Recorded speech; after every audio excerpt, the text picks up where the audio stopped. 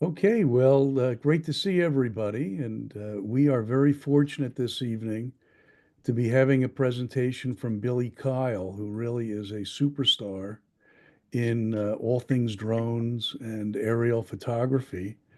He is, for those who you haven't, if you haven't seen it, he's the host of a popular YouTube channel featuring equipment reviews, news about drones, samples of his work, and I think he has somewhere close to 150,000 followers.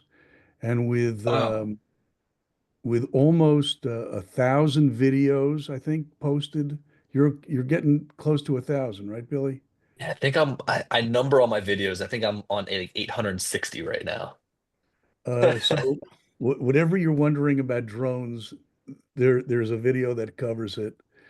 And his most recent drone work has been up at the New Jersey, drone issues that have come It's up. me. I'm the one flying all the drones. So he may be talking about that. Anyway, his work, brings him all around the United States and all around the world. But the Philadelphia area, he calls his home, and you'll often see Philadelphia scenery on his videos. His love of aerial imagery has led Billy to become an advocate for drones in everyday life, from capturing photos and videos to helping law enforcement and first responders to delivering goods and medical supplies. He tries to use his presence in the industry to show the benefits that this new technology offers. The Photographic Society of Philadelphia is very pleased this evening to welcome Billy Kyle. Well, hey, thank you so much. Couldn't have done better than you with that. Are you guys all good to hear me? You guys have my screen. Everything is all good? Okay, sweet. Perfect. Well, thank you so much for having me. I'm based here out of Philadelphia, grew up in Westchester, moved to Philly for school, went to St. Joe's, just stayed in the area from there. Back in high school was kind of when I bought my first drone. Actually, my introduction to photography and videography was through a drone. I'd done stuff with my cell phone here and there, just little photography stuff. But really, my first big camera was a drone, and then that got me hooked into all things photo and video. So a little bit about me. I've been flying drones for about 8 years. Started with just the little toy helicopters when I was young. I didn't really have a love for drones or photography until I saw my lacrosse coach buy a drone to film our practices. And we all thought it was so stupid. We would like try to hit it out of the air. We would we would throw our lacrosse balls at it to try to knock it down. But like low key, I thought in the back of my head, this is really cool. So I saved up money working in a pizza flipping job, bought my first drone, was having fun with it, and quickly realized I needed to try to make some money with it. So now I do, real estate photography, construction photography. I'll do some documentation stuff like inspections as well. It's just kind of led me down a rabbit hole of doing all things drone. So when I got my first drone, I couldn't find any good information online about how to use it, how to fly it, how to set it up. So I thought to myself, why don't I learn how to do all of this stuff about this drone and start making videos on it? So that's kind of how I got my start. Um, in this video or in this presentation, I'll go over some different drone options out there in case anybody is interested in maybe getting their first drone, maybe understanding what is out there in terms of options. Um, I will say right now that when we get to that part, some of these drones out right now are a little bit old. I think that they're about to come through and do an update of most of the drones on the market. So just take that with a grain of salt if you're looking to get into it. And if you're really looking to buy your first one, definitely message me on the side or something, and I can try to gear you towards what I think is the best for your needs. Um, just to kind of play this here in the background, this is a video that I recently did from back in September of 2023. I went up to visit Tofino, which is like a small little area just outside of Vancouver. It's on Vancouver Island. Really, the main reason that I show this is because anytime that I go and travel somewhere, I pretty much capture everything with my drone. The only time that I really use a camera to share my work is if I want to get on camera and talk to the camera. So a lot of my filming is of myself. Now I've also kind of expanded out and if any of my clients need traditional photography or videography that doesn't include a drone, I'll of course do that for them because I kind of want to be that one-stop shop for anybody that's coming to me for photography or videography.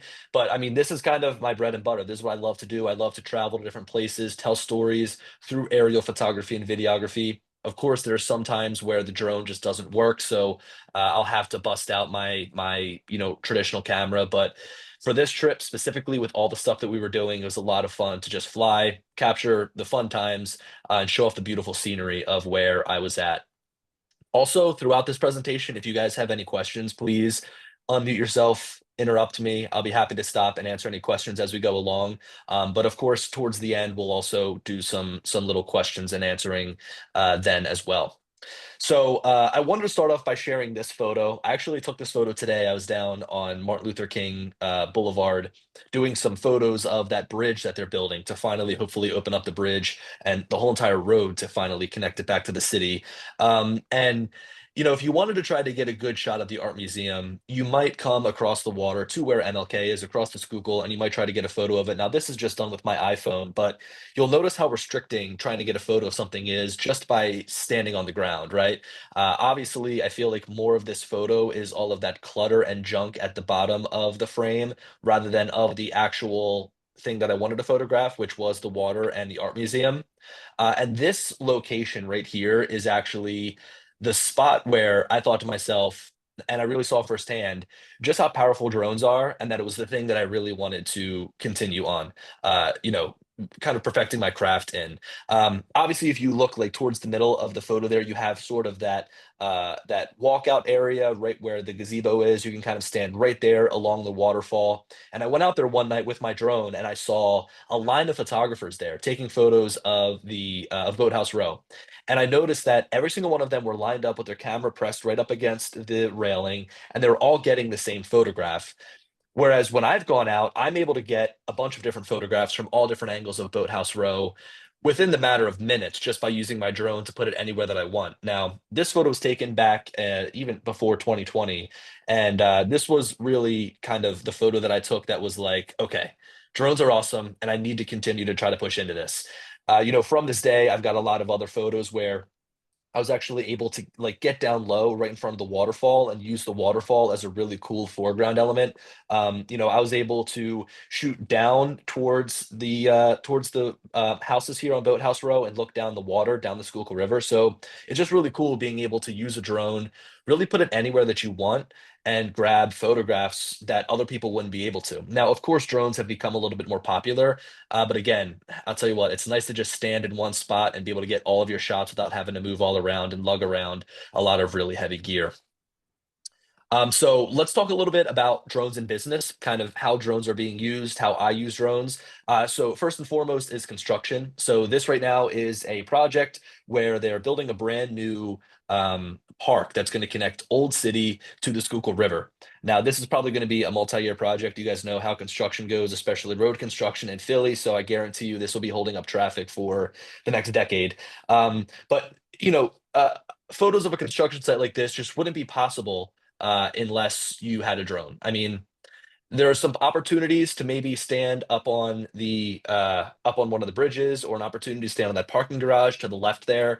But just the flexibility of being able to take photos of a construction site like this really wouldn't be possible without aerial photography from a drone. You of course could use a helicopter to get some shots. I've actually worked with some clients that used to use helicopters and now they hire me to fly the drone. But think about how expensive that is. Think about how dangerous it could be just putting somebody up in the air to get photos of it. So this is going to be a really cool project. Another cool thing about drones, specifically in this use case, is I've been able to automate the entire job. So actually now able to pull up. I put my drone in the same spot every single time I go. I push a button and it flies to all the different waypoints that I've set. And now I'm taking photos with my drone from 15 different points around this entire project. So I now have photos every time I visit from the same exact spot. And I'm really hoping that by the end of it, I can make this one long time lapse showcasing photos taken every single month to really show how the job has changed over the time from now to when it's completed and is an actual park, which again could be in like a decade, who knows? So construction is huge for drone photography. Real estate is also big. I think that there are certain properties that are right for drone photography. For example, this estate out in the main line is like the perfect candidate for aerial shots to show off the entire land, all of the different outbuildings, all the different fields that this home offers. So drones in real estate are super important. There are, of course, some houses that might be in a really tight neighborhood. There might be a house that's next to a highway that just wouldn't make sense to use the drone, but that's definitely a great add-on for real estate. Now, this photo is not too pretty, but of course, drones can also be used for documentation photography. So, Eileen, I know that you were talking about being a medical photographer. One of the jobs that I had when Hahnemann Hospital closed was to do a full documentation, basically photo set for the property management company, which included drone photography. So, it was documenting the status of the entire building from the outside as well as the roof. So, you could probably go up there and walk the roof and you could probably take photos from the roof, but it took me like 5 minutes to get photos of the roof for them. It was something that, was just instantly able to showcase everything that's up there, all of the equipment. You can obviously see all of the rust stains there in the middle. So just a photo set from the drone was really helpful in this case for them. Now, the great thing about the documentation jobs too is you don't have to be too particular. Like you kind of just need to point, shoot, move on to the next one. You don't need to do any crazy editing. In fact, they actually prefer if it's just a raw file in case they need to submit evidence for some sort of insurance claim or some sort of documentation. Usually, they want the raw photograph that hasn't been touched up, so that work is pretty easy, which is nice. Um, and then finally, events. So, an event like this was a really fun job that I did over the summer where Mini Cooper got some of their owners from the United States to travel from Albuquerque, New Mexico, up to Seattle, Washington on a big road trip. It was really cool because they had over 300 Mini Coopers traveling on all the back roads. They gave us a suggested route that wasn't just, the boring highways. So we went through like $1 Million Highway. We passed through a lot of small towns. We did a lot of really fun stuff. So this was a really great event to capture from the air because you're able to just see the sheer amount of cars. You're able to see, along my drive, I was able to capture the cars driving through all the scenic highways. So the drone really came in handy for this. I was actually hired among some other photographers and videographers. So my main job was just the drone. I didn't have to do anything else, which was a lot of fun. And I think I really came away with a lot of awesome shots from an event like this. So I would say those are like the main, use cases for a drone is construction, real estate, documentation, and event stuff like this. All really good industries to use the drone in. Now a little bit more personal, like for me, whenever I'm doing just like photography for myself, I love to shoot landscapes, of course. So this is a small little town somewhere out in Colorado. I couldn't tell you. I was just passing by. I thought it was really cool. Loved the light hitting on the mountains back there, or maybe the hills, because those would be considered small out west. But yeah, landscape photography is of course just so much fun to do from a drone. And kind of circling back to what I showed you taken from my phone of the art museum, I mean, this is the type of shot you can get with a drone of the art museum, just something that you straight up would not be able to get with anything else other than a drone. So this is awesome to pull up right behind the art museum, put the drone up, get a lot of really unique compositions of the city, of, not only the art museum here, but of the buildings in the background. Just try new and different things. As we'll kind of get, to in the presentation here, some of these drones now have different focal lengths on them. So for the longest time, a drone just had a fixed 24 mm focal length, and that was pretty much it. But now they're shipping drones that have like two cameras on them. So it's almost kind of like your iPhone here, where you have the multiple cameras on it. We now have drones here that have multiple cameras on them. So this is a 24 mm, 70 mm, and a 166 mm, all in one camera. And just right from the remote, you can switch through, toggle the different, you know, toggle the different cameras, and you're not using any digital zoom here. You have like a true focal length that'll give you a nice high quality image. So that's really fun to play with as well. Now, let's get into some gear recommendations in case anybody's kind of wondering what's out there. What do these drones look like? How much would they cost? What are some of the specifications of them? I will say right now that what drone you buy doesn't really matter all that much because I could show you a line of photographs taken from drones that have been released from 2016 to now, and I doubt that people would be able to pinpoint exactly which drone is which photograph or which drone took which photograph. For me, I think that, where we're at right now, image quality has almost peaked. We have cameras that shoot 50 megapixel photos, 8K video, I mean, just some crazy stuff. So to me, whenever I upgrade my gear, it's always for the convenience factors that are added. So, for example, with a drone, I would upgrade it if the drone now has double the flight time. I mean, that's something that would, make me want to upgrade. If I could buy a camera that could like connect directly to Wi-Fi and upload my photos straight as I take them, that'd be a reason to purchase another camera. So I think image quality has almost gotten to a point now where it's a little bit difficult to discern from camera to camera. But I think that the usability definitely is nice as you upgrade. So one of my first recommendations is the Mavic 3 Classic. They actually stopped manufacturing this drone. It was kind of a weird release to where it has the same exact body style as this one, but it just has the one camera sensor instead of the three. Now, of course, they sold this for a little bit less money, but it still has the main four-third sensor on it, which is pretty crazy that they could fit a four-third sensor onto a small folding drone like this. Now they have a couple of different versions of the Mavic 3. So they've got a standard version and a cine version, and now the Pro version.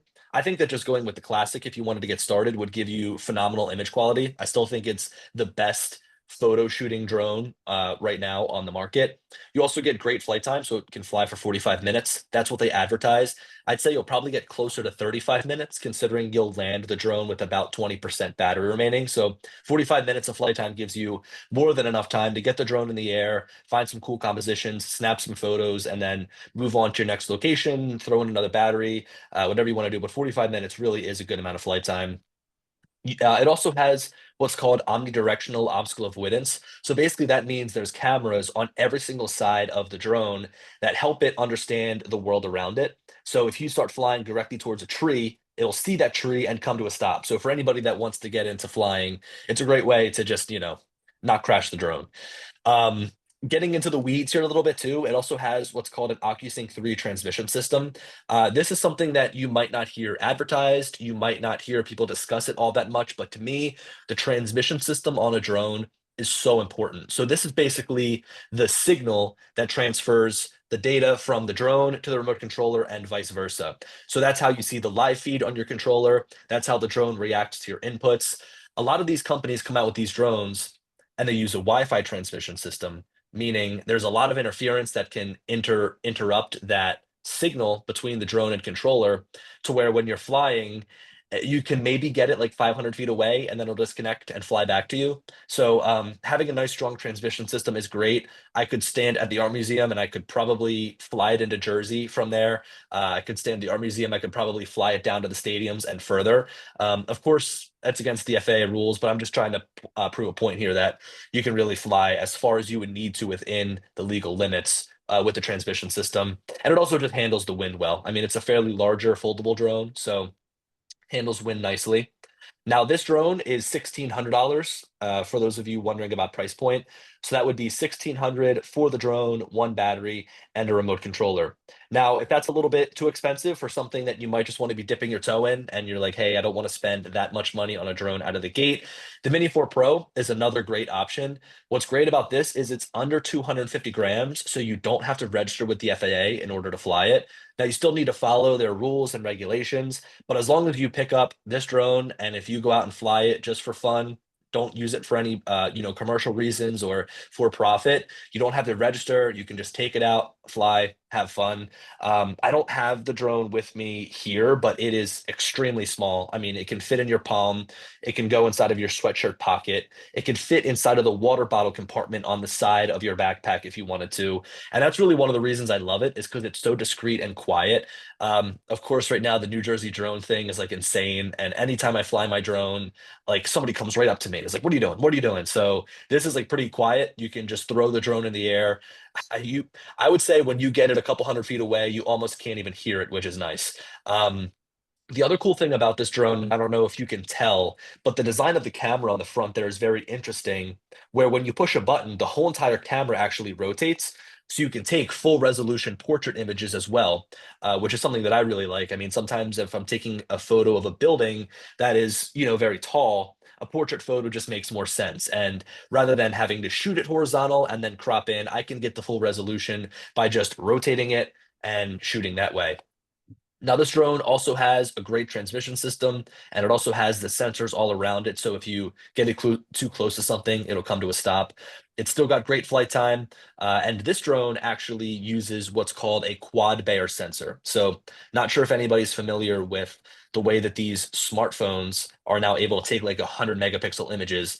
It's basically by splitting up each pixel individually, and then those individual areas help gather light to give you effectively a higher resolution photo. It's kind of just a marketing ploy to say like, hey, we have this tiny camera that shoots a really high resolution. So even though this sensor size is fairly small, it can shoot 48 megapixel photos, and they look nice and sharp. Again, I could show you a photo between the Mavic 3 Classic and the Mini 4 Pro, and you probably wouldn't be able to tell the difference. Now, this drone is going for around $750, so it's about half the cost of the Mavic 3 Classic. The one thing I will say is it's not that great in the wind. It's pretty tiny. So it'll do its best, but I would say on a strong gusty day, I probably wouldn't fly this drone. Whenever I'm doing work down at the shore, I pretty much exclusively use my Mavic 3 because it'll fight against that wind. If I'm, say, photographing a property that's on the bay or if it's on the ocean, it's really nice to be able to fly out over the water, like show off the ocean, and then show the house in the background. And that's just something that would either take forever to like fly the drone really slow out there fighting against the wind, or it might not happen at all. I mean, I've put the drone, this specific drone up in the air, and I've pushed it forwards, and it goes in the opposite direction I'm flying because the wind is so strong. So that's just something to note about the mini series of drones. Now, the final drone that I'll recommend is just the pro version of the Mavic 3 that I shared. So the drone two slides ago. That's the one that I've been holding right here. It's the drone that I pretty much use every day. I just crashed my Air 3, which has been my go-to drone. So now I'm back to using this drone. And I can't recommend it enough. I mean, it's got a 4/3 sensor for its main camera. You can, at the touch of a button, zoom in to 70 millimeters and then 166 millimeters. So it's pretty awesome. Up until this point, do you guys have any questions about like gear or anything like that at all? How did you manage the FAA FID turnover? The Did you have to remote ID? retire anything? Yeah.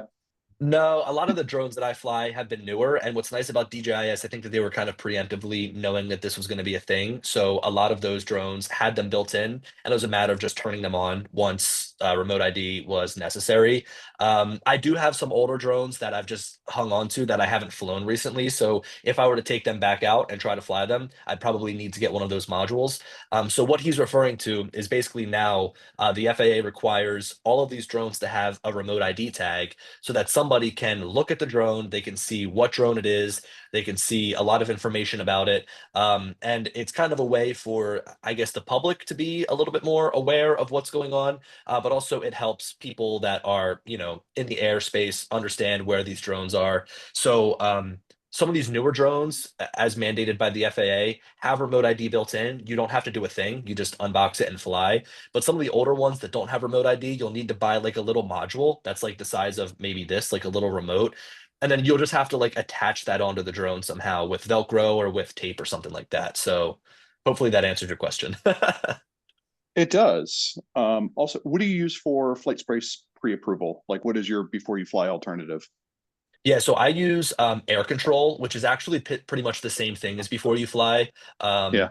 the air control app is used so that you can check on airspace, which has unfortunately been very rough to deal with because of Biden flying in. So when Biden flies in, there's like a 50-mile radius TFR that goes up. So if he flies into Philadelphia, even if I'm in Westchester, Pennsylvania, if I'm up in Bucks County or over in South Jersey, I can't fly my drone because there's a TFR in place. And unfortunately, with presidential travel, it can pop up out of nowhere. Like you can set your day up with all these jobs, and then out of nowhere, you wake up and there's a TFR. So that's been a big issue.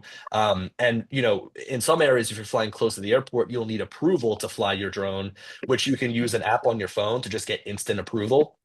Um, and so I use Air Control, but the same developer of Air Control has built Before You Fly for the FAA, so it's basically the same app.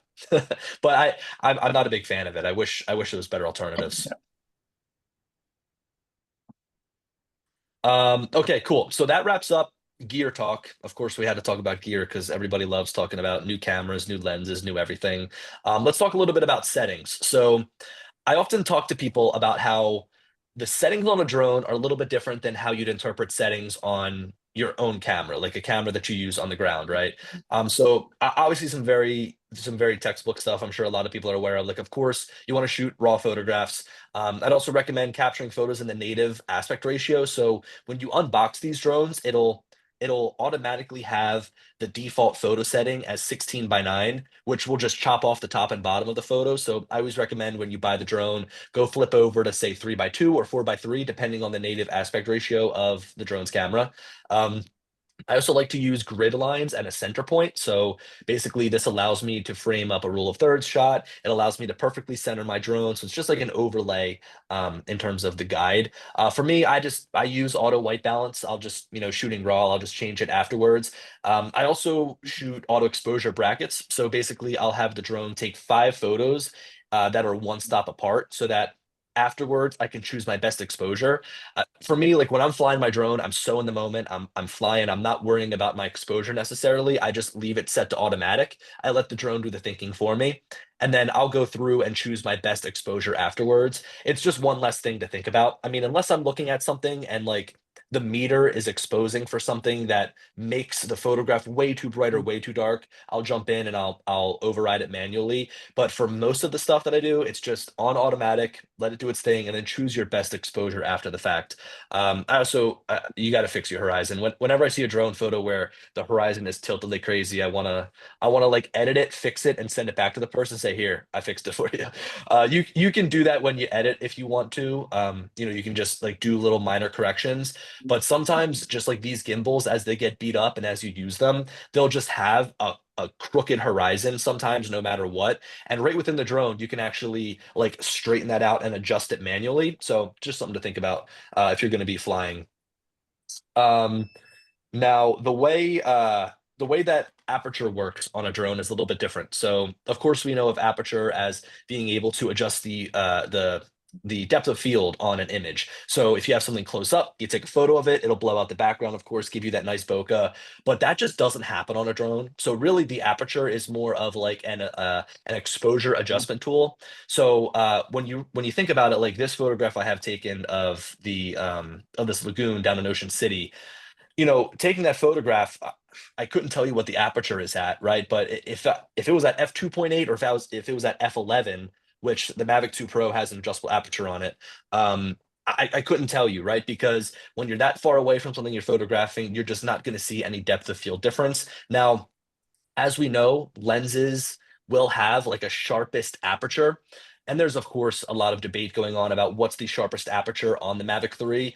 I usually leave mine set at f8, and then I just allow the shutter speed to adjust automatically. So I lock off my ISO, I lock off my aperture at f8, and then the shutter speed is changing. Because, again, I mean, shutter speed when you're taking a photo of a landscape from this high with a drone, whether it's at 1/200th or 1/1000th is not going to make a big difference about this. So when I think about exposure settings and how they relate to a drone, it's way different than how they'd relate to your camera just because of the type of tool that it is. And oh, I gotta unplug something here. When I think about drones for video settings as well, I mean, I'm sure you guys, if anybody's shooting video, might know that you want to keep your frame rate double your shutter speed, or sorry, your shutter speed double your frame rate. But I found that you can cheat a little bit with the drone. I mean, if I'm at 1/60th because I'm shooting 30 frames per second, I, that might be really important for a scene where I have somebody running, right? Like I really want to make sure that I show the proper motion blur so that it looks right. But if I'm taking a landscape video of the beach and I have my shutter speed set at 1/200th versus 1/60th, I mean, in the time that I've been flying, I don't notice much of a difference. So you definitely have more room to cheat with the drone in terms of your exposure settings. And it's also just kind of a little bit of a different mindset when you are out there flying, taking photos and stuff like that. Like I don't think I would ever shoot a regular photo on the ground just in the green mode on your camera, right? Like in the automatic mode. I would never do that. But on the drone, it's way different. Just shoot that bracket, choose your shots later. Really, the biggest worry is flying the drone safely and moving throughout the airspace. So here's some things to consider, kind of like in terms of the FAA. So the FAA and just general public. So of course you want to respect like local rules and regulations. So just kind of right off the bat to give you some of the very basic FAA rules to consider. You can't fly over 400 feet. You can't fly out of your line of sight, and you can't fly over people. Those are like the three main rules. Now you can get waivers to fly over 400 feet, fly over people, and fly out of line of sight. Those waivers can take days to months to years to get. I know some people that have been trying to get beyond a visual line of sight waivers for years on end, and they just haven't been able to get it. It's been denied, it's been declined for some reason. So those are a little bit more difficult to get, and you really need to have intention for getting those waivers. You can't just say, "Hey, I might want to fly over people at some time in my life, so let me get the waiver." It's more of a thing where you have a specific job coming up, and you put a waiver in, or you submit for a waiver with intention.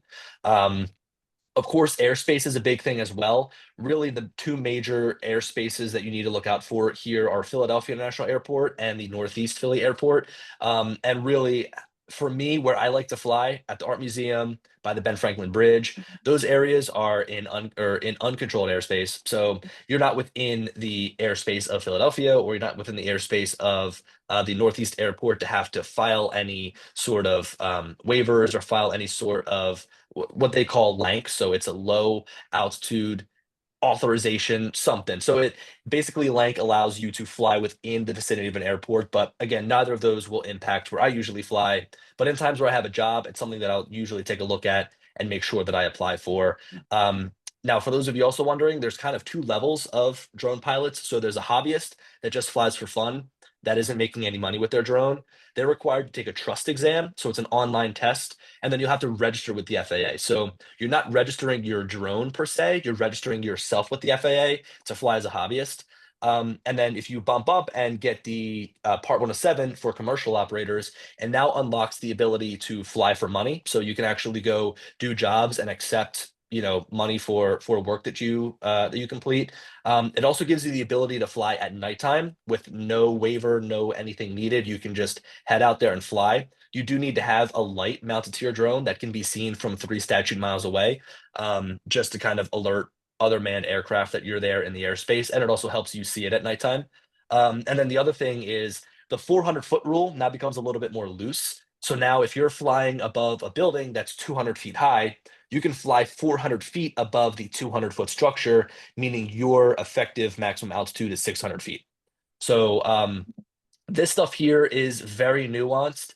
I will say that the FAA is pretty easy to work with. So I've had times where I've posted videos that have seemed like there's something that is illegal going on. People have reported me to the FAA. They've given me a call. I've just explained to them what's going on. They understand. They leave me alone.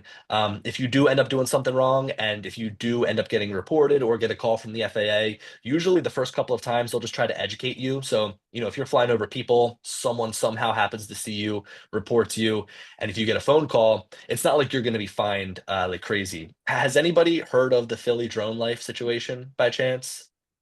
Yeah, I see Mike shaking his head. So basically, this guy down in South Philly was just doing absolutely anything that he wanted with a drone. I mean, he was down in South Philly, flying it all the way up to Center City, looping around the Liberty buildings and flying it back. So, I mean, right there, he's flying over people, he's flying out of line of sight, he's just flying recklessly, and he racked up a $182,000 fine.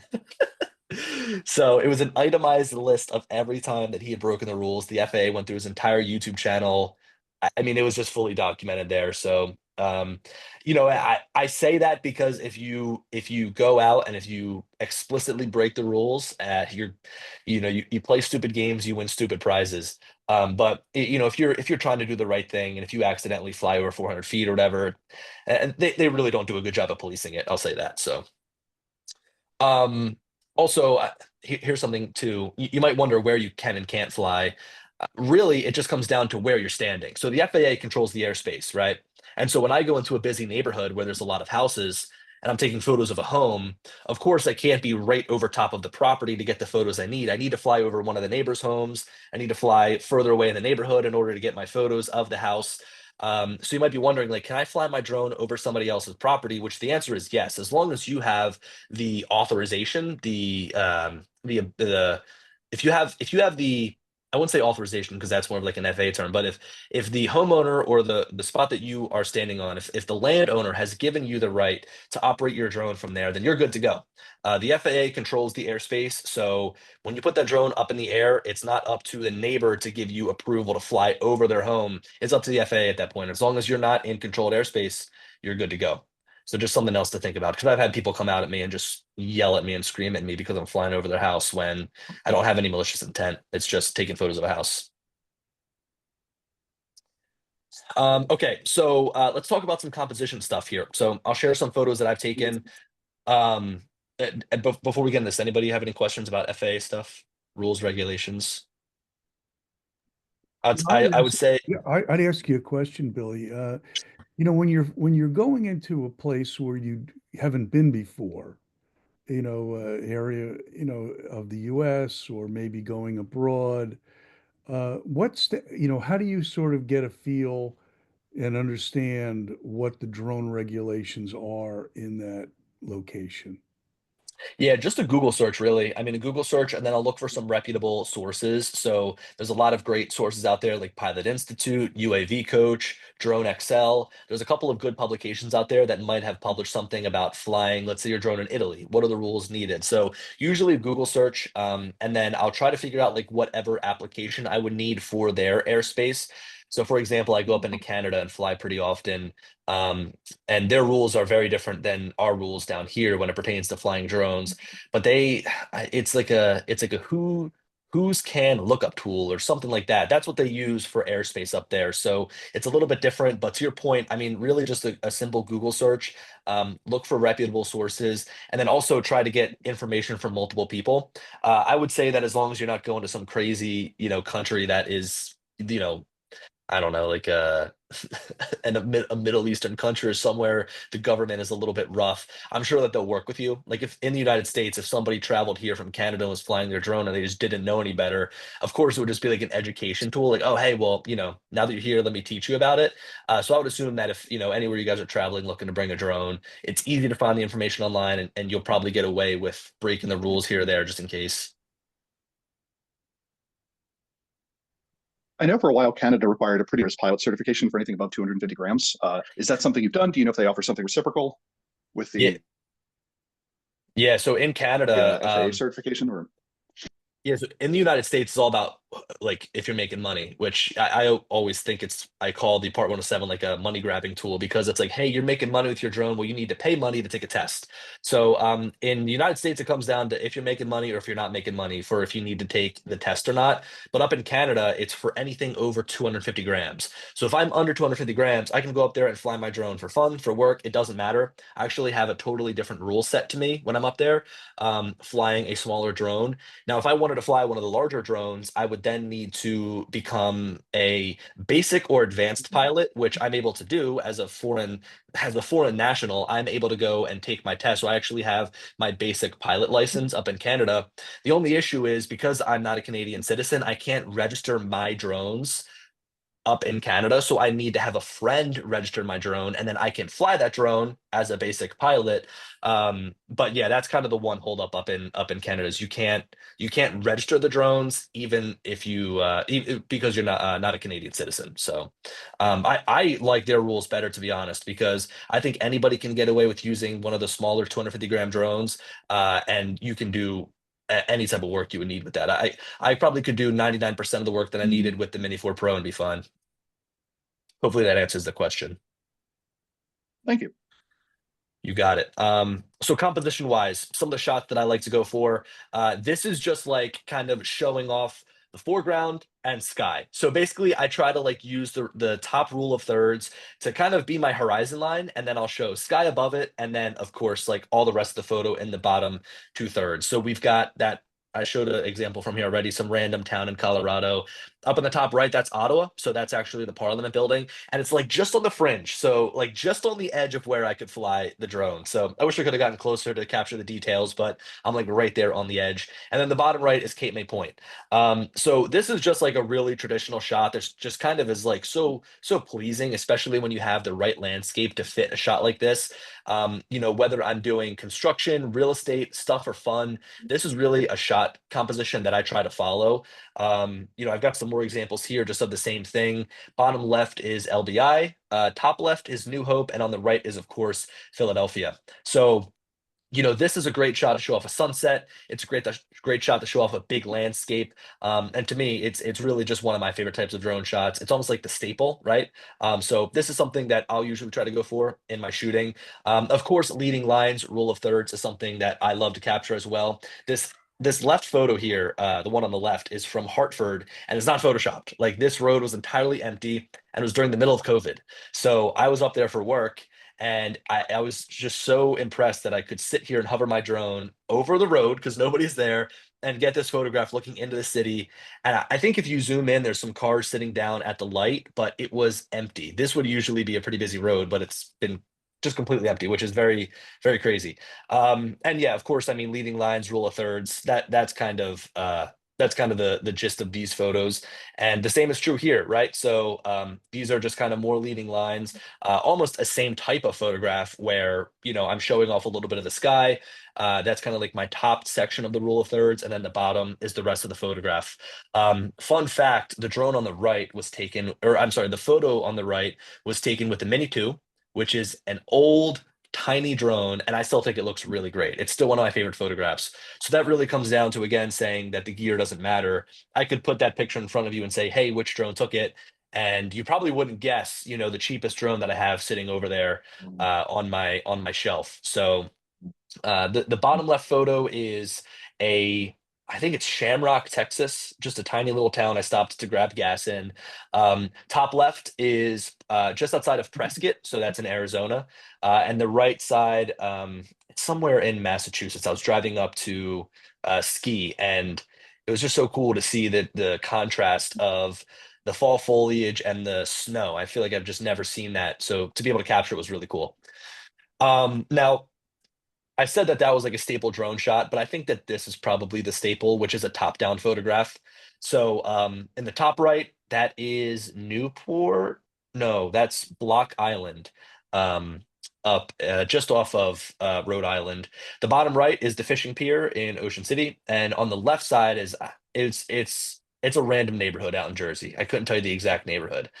But here's something interesting. That photo on the left looks like it was taken from a lot higher than 400 feet. And this is actually a composite of multiple photos put together. So basically, I flew the drone and took a bunch of top-down images, stitched it all together into one, and was left with this one single image right here, which was pretty cool. You can actually automate that process. So outside of photography and videography, I actually use drones for stockpile measurements. So basically, the drone flies an automated path. It'll take a couple hundred photographs of a plot of land. I upload all of that into a software called Drone Deploy, and it stitches it together as one top-down image. And it actually uses the contour of the photos it takes to show you an elevation view. And then I'm able to determine how much material is sitting in a stockpile. So very crazy stuff, but that's another use case that I do. But in the same vein, here I was able to just fly over, take a bunch of photographs at 400 feet, combine it all together, and then kind of crop it down to something that I liked. So that's a cool way to kind of cheat along and get a cool top-down image. Some more top-down photos here are this on the right, that's down in Ocean City, Maryland. They have this big speedboat where they fill up a bunch of people and go. And on the left is also a composite image. This was, I think, like just 2 or 3 photographs taken of one of the amusement parks in Long Beach Island. So top-down photos are really cool. I love them. I think that if you can find some cool symmetry, again, it's just such a unique perspective that you would otherwise not be able to get. The final is kind of like an off-axis top-down photograph. So this is almost like trying to find leading lines. And what I like to do is I like to let the thing I'm photographing enter and leave the frame on one side. So here you've got like the water and the beach that kind of is fully photographed, but it exits on both sides, just kind of giving you a pleasing composition. Same thing is true in the top right corner. On the bottom right is just a field in South Jersey, which is usually pretty boring. But it was cool to kind of see these lines going through the image and then also photograph that watering equipment going through as well. So I would say that this is more of like an off-axis top-down photograph. And then straight on shots too. I mean, if you can find something like a big building, a cool piece of architecture, what I find really difficult when doing photography like this is, if I wanted to take a photo of this church on the right side, which is up in Ottawa, I would be standing probably right where those pylons are on the sidewalk with my widest lens possible, just trying to get everything in frame.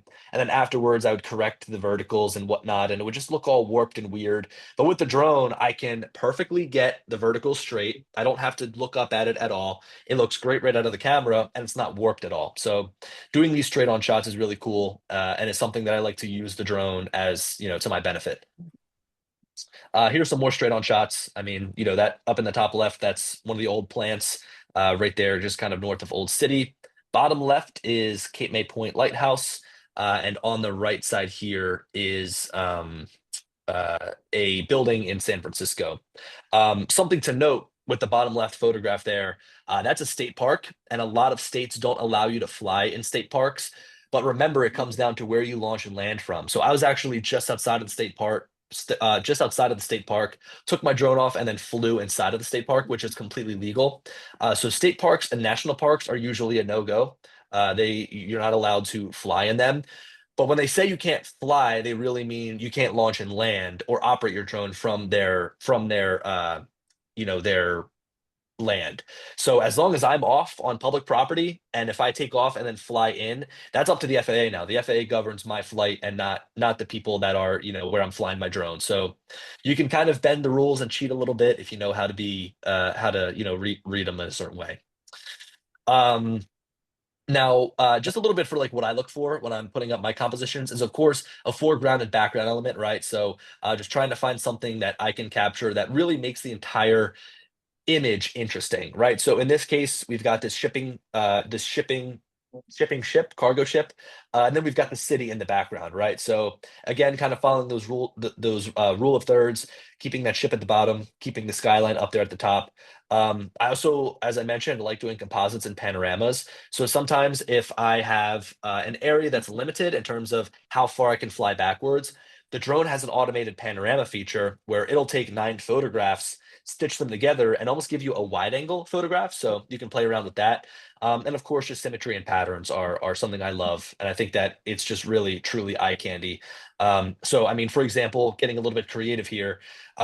For me, like taking drone photographs doesn't always have to be of like a grand skyline or a grand landscape. So, for example, the Rocky statue is back in Philly. They put apparently there's a second version of the Rocky statue they brought in, and they put it at the top of the steps for everybody to take pictures with during the holidays. And I mean, this photograph, you wouldn't be able to get a photograph like this without a drone unless you were like way in the city and zoomed way far in. But this is like me flying my drone like 10 feet above my head and just taking a photograph of it, just giving me a different vantage point. So, you don't have to use a drone to fly 500 feet away and take a photo of a big building. You can also use it to, do photographs of smaller things like this. The same thing on the right. I mean, this is Hartford around the same time when I went there, and I've gotten so many questions about whether this was a drone shot or not. And I don't know how somebody would take this without a drone, but of course, just kind of putting it up there, being able to get just above the bridge was a cool composition. I don't know if you guys can see, but there's actually a little boat just in the middle of the train tracks or of the bridge there, which I found pretty interesting. It all lines up perfectly with the buildings, the boat, and the bridge there. I know that we're getting close here. We're almost pushing an hour, so I'll try to speed through here. I don't have too much, but again, just finding symmetry, finding cool things. Out in Pittsburgh, top left, super cool to see all those train tracks. The right side of there is Harrisburg. Just got so lucky with like a nice calm day. The water wasn't moving around all that much, and it's kind of one of those compositions where somebody takes a photo near the puddle and you can't tell which is the real one and which is the puddle. So that was a pretty cool shot. And the bottom left corner is up off of Lake Canandaigua, up in the Finger Lakes. Um, for night photography, I would say that same things apply as like a traditional camera. Although I would recommend not going past a second for your shutter speed. So of course, I mean you could go with a bulb on your regular camera and just let it take a photo for as long as it needs to expose that properly. But with how a drone shifts with the wind, with little micro movements on the gimbal, I wouldn't recommend going anything past a second, or else you're really running the risk of getting a blurry photograph.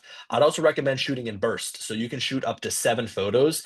And if I'm taking a photo of something at nighttime, I'll like take 3 sets of a burst. So I'll have 21 images, same exposure of the same frame, but I'll look through to make sure that I find the sharpest one, because even just the slightest little movement at nighttime from the wind can really push that off. Hyperlapses, I don't know if you guys have ever seen these. This is kind of a form of photography. So this is basically the drone moving along a very short distance, but over a long period of time. So for example, I mean, this is maybe 500 feet apart, but it took the drone 15 seconds, or I'm sorry, 15 minutes to fly along this route. And basically with a slow shutter speed, letting the drone fly at a super slow speed, and then kind of bringing it up to normal speed, you get this really cool effect where, in this case, the cars are just really ripping across the what is it, the Bay Bridge there, not the Golden Gate Bridge, but the Bay Bridge. And of course, you can kind of see the planes flying around the top as well. Um, let's see. Yeah, so real quick, I think this is the final thing that I have, which is just some limitations, and this is where we'll wrap it up. Um, so of course, we've spoken about where you can fly as a big limitation. Your skill set and confidence is going to be another limitation. Do you feel comfortable getting it close to that waterfall to get the photograph? That's going to determine how you can use your drone. Also, the fixed focal length can be a little bit of a deterrent. I know that some people might say, hey, I love to shoot at 35 millimeters, but there's not really a drone that has like a 35 millimeter camera on it, unless you buy the Inspire 2, which is like $17,000, that has a full frame camera, and you can actually switch prime lenses on it between a 18, 24, 35, 50, and 75. You're not going to get a fine-tuned focal length. And of course, the flight time is a limiting factor too. I mean, you can't just keep your camera out there and take a time lapse for hours on end. You've only got about 40 minutes to work with. And with that, that's done. I made it in just an hour. So if you guys have any questions or want to stick around, I'll hang around. Would love to answer anything that you guys have. And if you guys are flying right now, and if you guys have drones, I'd love to hear some stories about what you're doing with drones. Just a specific note for people in Philadelphia, within the 5 mile exclusion zone for PHL, there's a 3 mile exclusion zone for the Navy Yard. Hmm. I found this out when a friend of mine who happens to work for security there sent me a text and said, "Hey Terry, are you droning around the Navy Yard?" I said, "Yeah, I got clearance." And he's like, "You did not get clearance from the U.S. Navy, I tell you what." And I'm like, "Oh, okay, I'm leaving now." So yeah, be cautious. Sometimes one airspace restriction will occlude another one.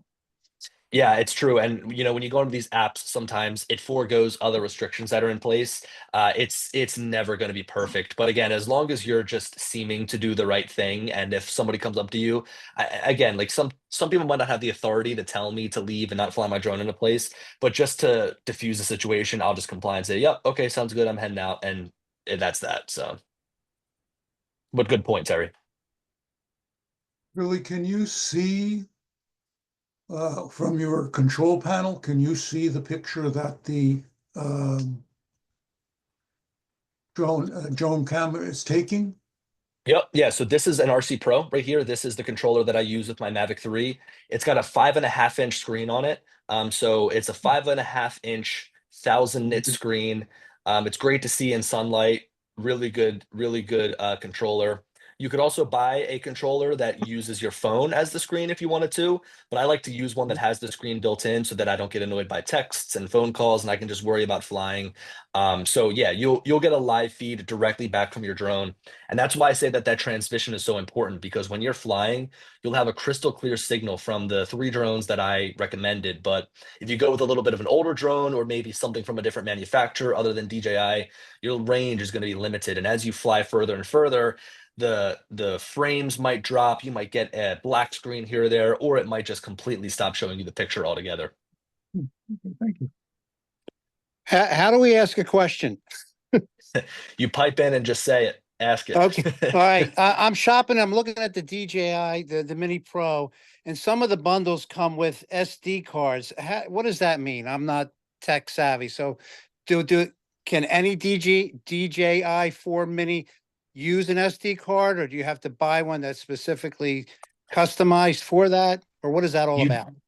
You just need a micro SD card. So I don't have one in this drone, but basically it's just a smaller version of an SD card. You can use any micro SD card, SanDisk, Samsung, Lexar, wherever you get your micro SD card. So you don't need to buy one that necessarily comes with it. You could buy any that fit the drone, which would be a micro SD card. Um, Hey, But Billy, the, and real quick. but all the DJI Mini Pros will take one. Correct. Yeah. It does have 2 GB of internal storage, which can hold like a handful of photos, but I would just say get one of those SD cards. One Hey, last thing. Billy, real quick over here. This is Chris from Unique Photo. The micro SD cards, you're going to want to get one that's pretty current and Yep. has the correct size and speed. When it comes to size and speed, there might be limitations depending on what drone you get. And also based on what type of shooting mode in terms of video, you're going to want a card that can handle the processing speed. If you ever need advice on that, DJI has recommended cards on their site. Yeah, and hey, David, real quick, I'm going to finish up Chris's, and then I'll come back to you. If you have a card that's too slow, the drone will tell you. Like it'll give you an error in the top left and say that your card is too slow and you want to get a That is faster one. correct. Oh, The yeah. ones that are advertised here all say 128 gigabyte. So is that okay? Yeah, I mean, you could even go with 32 and probably be fine, but I fly with 128s. And just a rule of thumb for me, like I have a bunch of 128s, and then I swap my SD card out in between flights, my micro SD card, because I don't want to crash it and lose all my stuff on there. Like it's the worst feeling when you've just flown all day long and you crash on your last flight and you can't retrieve your drone and everything is on the micro SD card. So I'll usually keep like 2 or 3 with me, just to swap them between flights. Okay, one last thing. Can you be identified your drone? Is it sending out a signal that how do they know that that guy, the 120,000, he just Well, that that he was dude, just showing videos and that's how they knew? that Or does each drone send out a signal that the FAA can read or Well, so it's a little mixture of both. So that dude was just straight up live streaming his videos on YouTube, showing his height, showing his location, showing himself flying. So he was like caught dead to right. Like it was like there's no way that you could get around saying, "Oh, it was my friend flying" or whatever. So he was just stupid enough to live stream himself doing stuff that he shouldn't have been doing. In terms of the identifying, yes, remote ID exists. So all drones now need to emit a signal that show where it is, but the technology is so awful that it's like used over Bluetooth. And for those of you familiar with Bluetooth connections, they don't go further than like 80 feet. Now there are much larger antennas that can pick up where people are, but you would need to invest like thousands of dollars to get those. So I would say like yes, usually like a police force would be able to tell where your drone is, but the everyday Joe is probably not going to be able to access where your drone is at. okay. Thank you. But when you buy the Mini 4 Pro, it'll be built in. You don't have to worry about it. Just turn it on, fly. You don't have to worry about enabling anything. You'll be good to go right out of the gate. Okay, thank you. You're welcome.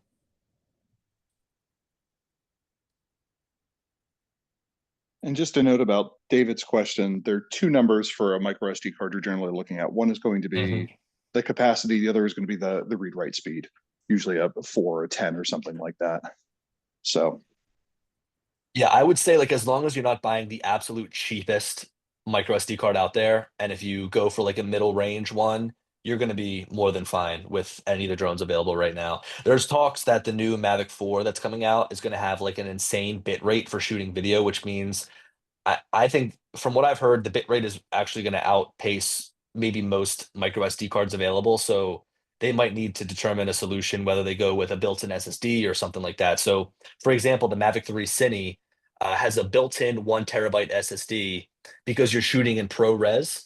So it's a higher bit rate that can't be written to a micro SD card. It's just not fast enough. So it writes to a built-in SSD. So it has a built-in hard drive and it can store up to a terabyte of data. do you have So any data privacy concerns about DJI? I don't. I know that. So for everybody wondering, DJI is a Chinese company. There's a lot of things going on right now about them potentially being banned, which actually has surpassed. So there was language in the bill that was going to be passed for the National Defense Act that was going to ban DJI drones and other Chinese drones, although it seems to have not made it into the final version of the bill, so we should be good to use them. With that said, they're a Chinese company, and of course, people will have data concerns over a Chinese company holding your data, harvesting your data. But for me, I mean, I fly with my RC Pro. It's offline almost all of the time, and I haven't logged into any personal accounts on here. So the fact that everything is contained on a device that I just used to fly my drone, I'm not worried about them having any of my data. Of course, if you're going to be using your cell phone to fly, it's going to ask for authorization to access certain aspects of your phone, which you can deny if you want to. So if you don't want them to have access to your photos, your contacts, your on-device files and things like that, you can just hit don't allow and you'll still be able to fly the drone. You just might not have certain features available, like you can't save the photos directly from the drone to your phone. But if you would prefer data privacy over features like that, then you can just not allow those things. Hey, Billy, I know you've done a couple of videos on the New Jersey drone sightings, but would you be able just to summarize your view on that in a couple of minutes? What's going Sure. on? Yeah, so I think we were talking a little bit about this before some people jumped on. So basically, people are filming stuff up in the air that are blinking at nighttime, and it's pretty crazy that people can only see them at nighttime and not during the day. Of course, it's easier to see blinking lights going on, during the nighttime. I would say that if it was something that's adversarial, which I know that one of the congressmen has said that it's Iranian drones from a mothership off of the coast of the United States, off the coast of Jersey. If they were adversarial, I don't think they'd be flying around with their lights on. They wouldn't make themselves, easy to be seen at nighttime. I can say that McGuire Air Base is pretty active. So, a lot of the air traffic that people are seeing at nighttime just could be planes flying into McGuire, or they could just be planes flying into any of the other airports. It's funny. I see a lot of these examples and reports. You see the journalist on news and they're talking about it, and then they cut to some footage that people have filmed, and it's just like so clearly an airplane or a helicopter flying through the sky. So I think unfortunately it's a little bit of mass hysteria in the media of people trying to rile everybody up about this for some reason, and they just so happen to choose drones, and they just so happen to choose the state of New Jersey, which is right near us, and for some of you guys, you might live there. So I would say it's nothing to be concerned about right now. I think it's a lot of people blowing it out of proportion, but I'm not going to totally discredit people saying it's aliens, because I think there is some life out there, but I don't know if they want to come and visit us. In a drone. Well, yeah. Yesterday, the FBI, the Homeland Security, a whole group of government agencies came out and said they were commercial, they were hobbyists, they were airplanes. Hmm. They came out with a statement already that it was Yeah, explained. I So mean, people will choose not to believe the government too. Of course, they'll say, this is the government, you can't trust them, which I mean, to a certain extent, I think that there is some truth there. And I think that sometimes they'll tell us things that we want to hear. But in this case, kind of the proof is in the pudding. We're able to look up and directly see what's going on. And, as long as there's nothing directly happening, like there's not people going missing or people getting hurt, I don't think it's much of a thing to talk about. So. And I just all saw right, my news feed while waiting to get on the Zoom call. The congressman from New Jersey retracted his Iranian theory. Oh, how convenient. well, the ship is in Iran. They already identified the ship wasn't off the coast here. There is a ship, but it's in Iran, off the coast of Iran, so it's too far. Yeah. Yeah, Big batteries. yeah, right. They got big batteries, or they have like other drones that refuel these drones midair with gasoline. Yeah, but I will tell you that that whole narrative has really put a sting on what I'm doing. I was in Morristown the other day photographing a house, and if I have a couple of homes to do in a day, rather than get out and do this whole thing, I'll park down the street and I'll take off right from my car, sit down in my car, fly the drone down the street, take photos that way. Just makes things easy as I'm going from home to home.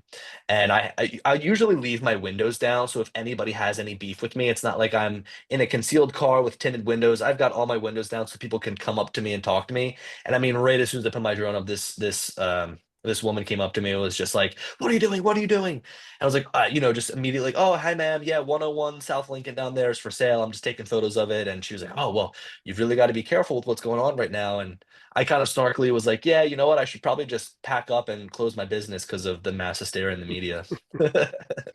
So I have a question on line of sight. Sure. especially I have a Mini 3 Pro. And if I fly it over 200 feet, I can't see, even if it's just straight up, I still can't see it. Yeah.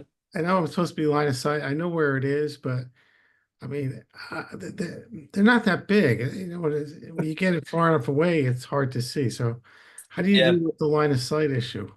It is difficult, and I think that it's a little bit of a gray area because let's be real, if we have our drone in the air and we look down at the remote controller, we're breaking our line of sight, right? I mean, now we can't see the drone, we've taken our eyes off the drone, we're now looking at the controller, and to compose a shot or to get a video clip, you need to be looking at the screen so that you know what you're shooting. So I think that your best judgment is to be used here. I think that you shouldn't be go flying miles away from the drone. But I also think that if you lose it and you're 200 feet away, but you just know the general area it's in, I think that that's probably safe enough for what you're going to be doing. Just know the general area. Be aware of what's happening around you. And again, like I've said, the policing for drones is a little bit. It's not that great. I don't think as long as you don't legitimately post yourself like Philly Drone Life, flying it out of line of sight, there's not going to be any issues. Just be smart about it. And I think the Philly Drone Life guy actually got the FAA got him once and he Hmm. negotiated out of it. And then he did it again. And they said, no, this time you're not getting out of it. And then they kept the fine. Yeah, So well, he did they. get education and training at first. And he just kept doing the stupid stuff he was doing and Mhm. got in trouble. I mean, on a personal level, I think that he's just a little bit of a troubled guy. I think that he was provoking them, like making live streams legitimately called F the FAA, but putting the word FUCK, and it was just not a good situation. Yeah, his YouTube channel is colorful in language. So it is, and I mean, now I think that he was like 10 years sober or whatever, and now he does his live streams, smoking weed and everything. So it's just the type of person that he is. It's a very negative reflection of the drone industry. So what's his name? So I can search and look at it? What? Philly Drone Life is the name, and he's deleted a good amount of videos, but you'll get a general sense of what he's about with the videos he has up there. Can't miss him. But on the Anybody? other side, there's a lot of good YouTube videos. If you do get a drone, Yeah. you in YouTube, look up your model, and then you'll find a lot of people. There's one guy out of I think Scotland who like just really, I think his name's Matthew. I can't remember exactly. Who just like totally gave you ideas on how to capture certain shots and how to move the controllers to do great shots. So I've started watching your channel, Billy, but I haven't gotten very far. Thank you. Appreciate that. Yeah, there's so many great things to do. And I mean, just like you guys have here, you guys have a group of photographers coming together. I think that trying to get out with other people to fly drones is always fun. And I brought it up to Mike when we were talking on the phone. I'd love to get out and fly with some of you guys. So maybe we can organize something when the weather gets a little bit warmer to get outside and do some flying. If you guys don't have a drone, I'm welcome to let you guys fly my drone, give it a try, see if it's right for you. And then you can figure out if you want to make a purchase or not. But we'll do that when it's a little warmer outside and so everybody can That's nice. stay nice and warm. Yeah, and the trust certificate is easy, is free, and Yeah. they give you three chances to guess it right, and they give you three answers, so it's sort of hard to fail. I'll tell you what, it's not a bad idea to get the commercial license as well. It's $150. It's an in-person test that you go to the airport for. But I can't tell you how many times I just had the cops called on me for just existing and flying my drone. And I mean, as soon as I pull out that Part 107, it's like instantly diffused. It's like, oh, this guy had the license to fly this thing because a lot of the police officers have no idea what a drone is, right? So they're like, wait, this guy's a license from the FAA. They're like, all right, he's good. So it's a really good way to instantly diffuse the situation. And what's great about that too is it's a 60 question test. It's a all multiple choice with three options, so A, B, C, and one of them is dead wrong. So it's kind of a 50-50 shot. I mean, it'll be like what should you not do or what should you be doing while flying a drone? Like maintaining visual line of sight, flying below 400 feet and drinking alcohol. Well, of course, you're not going to be drinking alcohol while flying a drone, so it's pretty easy. And then if you want to recertify, if you want to go and get the recertification, it's done online. So you can just for your recertification every 2 years, take the test online, and then you're good to go. Now, do you get a study guide for when you took the 107, or do you? I use Pilot Institute, and then I also, if anybody's familiar with Tony Northrup, he is another photographer YouTuber, and if you just look up Tony Northrup FAA Part 107, he's got like a 2 hour long video where he goes through an entire thing. I took the test while I was in college, so I was kind of used to cramming for a test and whatever, but I just listened to his video a couple of times, resonated with the information, and went in and took the test. The government offers you a study guide too, because I printed that out. So when I was, Perfect. yeah. Hmm. Yeah, and unfortunately, it's $150 pass or fail. So if you fail, you don't get your money back. You got to do another 150. Wow. Yeah, they're really lining their pockets with people's monies. Wow. The trust John, test. What is the trust? I didn't, what is that? it's a it's a free online test that's fairly new, that you'll have to take if you're flying as a hobbyist. And I just searched trust test drone. Yeah, and you'll probably get like I haven't done the trust test because I've got my commercial license, but it's just like a little probably piece of paper that they give you that you can keep on your phone. Who's the organization that does that? Is the It's through FAA? it's through the FAA, yeah. I Okay. think if you go to Pilot Institute and search trust on there, they'll give you accurate, good information. Billy mentioned the Pilot Institute. That's a resource I've used. Yeah, Okay. Pilot Institute, Nice. I work with them pretty closely and they're awesome. They have great videos as well. Just, how to fly drones, drone news, all that stuff. And that when you say pilot, just for drones or airplane pilots too? They do manned aircraft stuff too, but they Okay. started out they do everything. So Okay. Pilot Institute. And they yeah. have I bought the 12-hour course. I made it halfway through and decided I wasn't going to do it commercially. Hey John, did you have a question? No? No. Okay. So, I have probably a silly question, Sure. but if there's a drone and it's obviously causing problems, how can the authorities deal with it? Yeah, so they'll usually have advanced technology to where they can see who is who, where they are, and stuff like that. You can download an app. I forget what the name of it is. Terry, you seem to be Terry, you seem to be pretty knowledgeable. If he's still in here, maybe he might be able to chime in. But there's an app where you can actually see drones that are in the area. But again, it operates over Bluetooth. So like you're only within like an 80-foot radius that you're going to be able to actually pick up one of these drones. Um, Air but Sentinel is the one I've used. Okay, yeah. So there's apps out there that you can use that you could, Yeah, check up. there's a whole class of Um, them. Yeah. What did Yeah, Actually, so Terry works say? better on an Android than an iPhone because Apple's block sort of random Bluetooth access where Android has it open. I do think that Android works better. That's what I've heard. What did Terry say? What app did he use? Air Sentinel is the one I'm familiar with. Air Signals. Okay. Air Sentinel. Yeah, Sentinel. Yeah. Yeah, There's a handful of them. I don't even, use I don't use those. I will say that the stadiums have what's called DJI Aeroscope. So, it's like a typical company. They create something and then they make a lot of money off of the thing that they also create to stop the first thing they created. So DJI sells a system where you can detect their drones within, a certain radius, and all of the stadiums have this aeroscope system made by DJI to track their own drones. So that's a zero grid down there near the stadium. So it would be pretty hard to actually get approval to fly from the FAA. You'd have to submit a waiver. Of course, like if you didn't have the stadium's approval, they probably wouldn't give you the approval. I know that they work very closely with the FAA. So I've done a shoot down for the Phillies at Citizens Bank Park, had to go through the waiver process, got the authorization. And then before I flew, I actually had to give them the serial number of the drone that I was flying so they could whitelist it so that when that drone popped up, they knew that it was me and I was flying.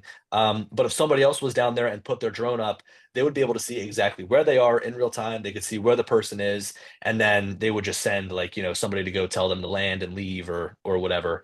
So DJI does make a system that tracks their own drones that they sell for more money than their drones. So they made a problem and then they built something to fix that Okay. problem. So then it seems that there shouldn't really be this big thing in the news about these drones Welcome to the because United they're easy to track and they're right. So Yeah, you know, for me too, like this little drone right here, if I had this up in the air, even with the light on it and everything, it wouldn't be as prominent in a video as what some of these people are capturing. So that's why, you know, these people have a light on their aircraft the size of my drone, you know, so it's a lot easier to capture with the iPhone as you zoom up into the yeah. sky. So I don't think that it's any of these little drones that people are seeing at nighttime. They're just not as loud, they're not as prominent in the sky. I think what people are capturing are, you know, much larger aircraft that are commercial airplanes, military airplanes, you know, all of the above. Yeah, they could also be medical helicopters as well. Yep, yeah, could be. So, yeah. Yeah, the scoop and poops. Yeah, who knows? It might be aliens visiting us. Have you worked Do with you ever? drones from, sorry, Go ahead, I Terry. was just I was curious if you had flying anything besides DJI. It seems to kind of have been their market. I know Parrot briefly had a few, and there were plane models that had exceptional flight time. Have you always been strictly DJI? Well, so I got in with DJI, and then of course there were some other options out there. So really, the four companies that I've flown is DJI, Autel, Parrot, and Skydio. So those are like the four that I've flown. And unfortunately, a lot of those companies have exited the consumer drone market just because they couldn't compete with DJI. And so now DJI is really dominant in the drone industry to the point where I think the newest consumer drone that is worth buying is Autel's Evo 2, which was released like 3 or 4 years ago at this point. And DJI is still releasing drones to this day. Like their newest drone just came out, you know, a couple of months ago. So, you know, I've flown other drones. A lot of them have great, you know, things built into them that make them stand out. For example, people loved Autel's drones because they matched DJI's very well. Like they were a very one-to-one comparison. They were orange, so they're a little bit easier to see in the sky, but they also had no flight restrictions. So, I mean, really, you could go to the Philadelphia airport and take off. People don't like that DJI has the flight restrictions built in, and that was like a big reason people love to buy Autel. Parrot was more on the toy side. Like Parrot never made something that really appealed to me as like a professional. Like I just never had faith that their drone was going to get me through a job or get me a really great image. So that was more on like the toy side. And then they went from making these toy drones to kind of taking the same design and trying to make a military drone that I've tested, I've flown, and it's just no good. So Parrot is kind of out. And then Skydio is great. They make really great autonomous drones, but the camera lacks. And you also don't have much manual function. Like the drone kind of has a mind of its own when it flies, using artificial intelligence and all of this stuff. They've also exited the consumer space and now they just make commercial drones. So unfortunately, DJI is kind of the only thing we have, unless you want to buy like 3 or 4 year old technology. You're also Billy. getting a Hasselblad lens out of that DJI product. Hasselblad Yes. is some of Yep. the best lenses and image that you can get out of a sensor out there. So you are getting a super high quality product. Yeah, and DJI actually has a I don't know, I think they're a minority shareholder in Hasselblad. So DJI integrates a lot of Hasselblad's camera technology into their cameras and drones. Now, have you done Billy, do you have a anything with first website or a person? way to communicate? Do you have a Yeah, way to communicate a website where? my website is just my name, so billy-kyle.com. In the chat here, I will leave my cell phone, and if you guys want to shoot me a text with your name, I'll save it in my contacts and would be happy to, you know, field any questions or anything like that. Let's see. Great. Okay, are we going to wish everyone a very, very happy holiday season, a very happy new year. And we're going to look forward to our next Zoom presentation, which will be on January 21st. Already, January 21st, 2025. 2025. Thank you, everybody. Great presentation. I'm taking off. Appreciate it. See you.